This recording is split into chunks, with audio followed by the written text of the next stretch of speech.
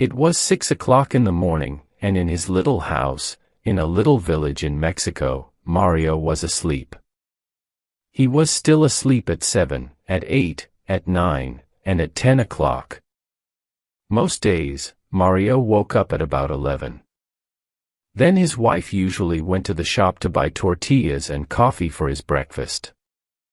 Mario was a lucky man because Pedro, the shopkeeper, was a good friend and never asked him to pay for his food.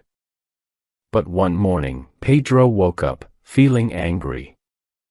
"I get up at 5 every morning to work," he said to himself.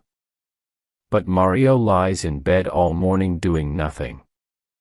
He doesn't work, and I give him free food. That's enough.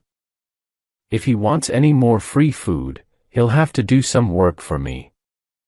Later that morning, Mario's wife walked into the shop at the usual time. "Tell your husband that I can't give him any more free food," Pedro said. "I'm making an extra room on the side of my house. If he helped me carry some large rocks from the quarry, then you can have more food." "Oh no," said Mario, when he heard Pedro's words. "Those rocks are too heavy for me to move.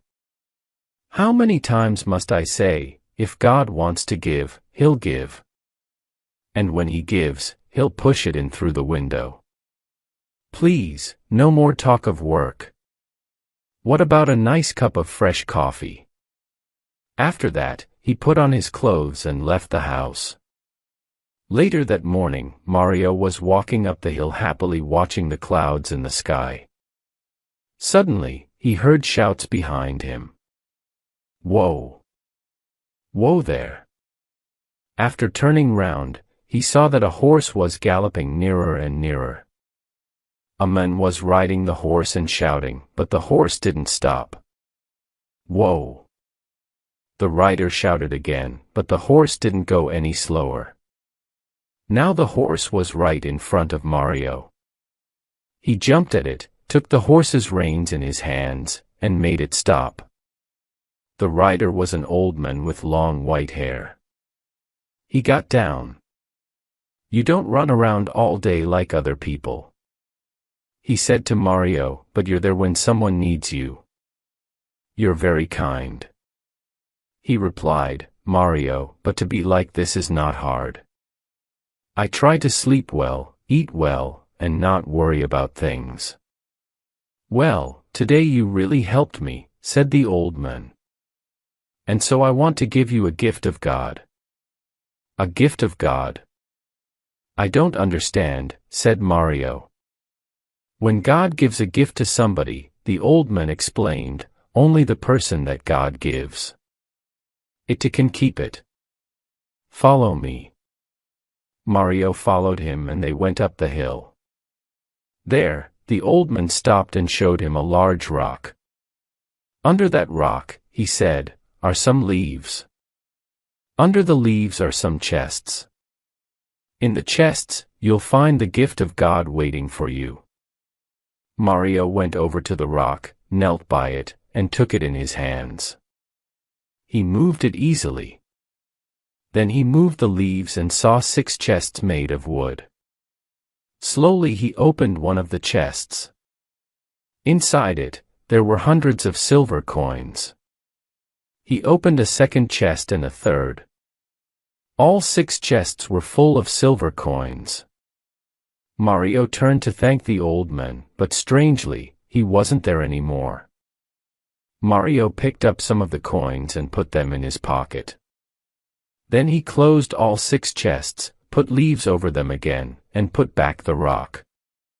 Now, after all this work, he felt tired. He sat down under a tree and went to sleep. When Mario woke up, he was hungry.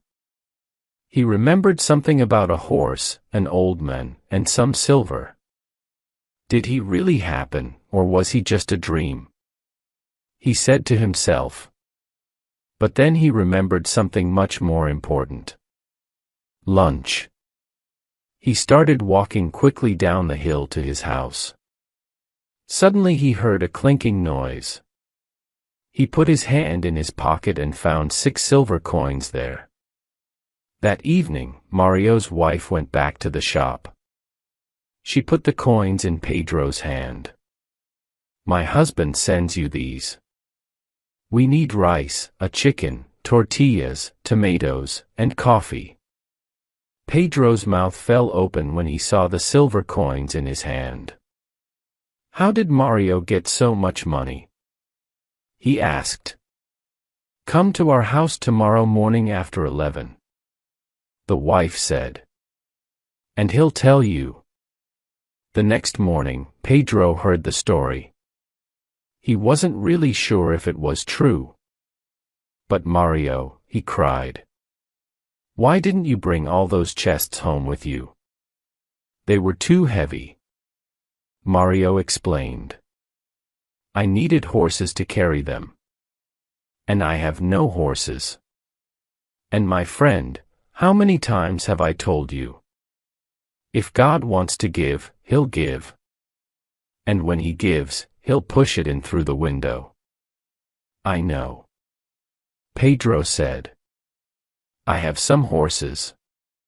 I'll come to your house tonight and we'll go to this place together. My horses will carry all 6 chests. You'll keep 3 of them and give the other 3 to me. We'll become rich together. Do you agree?" "All right," said Mario. He was happy because his wife was cooking a delicious chicken for dinner. Pedro went back to his shop.